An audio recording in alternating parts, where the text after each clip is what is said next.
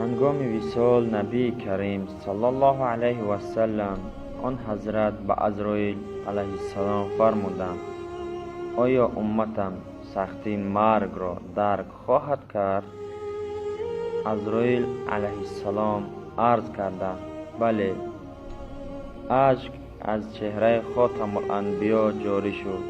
خداوند متعال فرمود: ای محمد صلی الله علیه و سلم، اگر امت تو بعد از هر یک نماز آیت الکرسی را بخواند، وقتی مرگ یک پایش در دنیا و پای دیگرش در بهشت خواهد بود.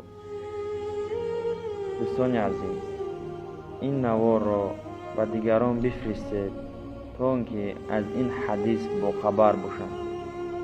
اگر توفیق نصیبتان شد به دیگران نیز بفرستید. اگر یک نفر به این حدیث عمل کند به شما صدقه جاریه خواهد شد.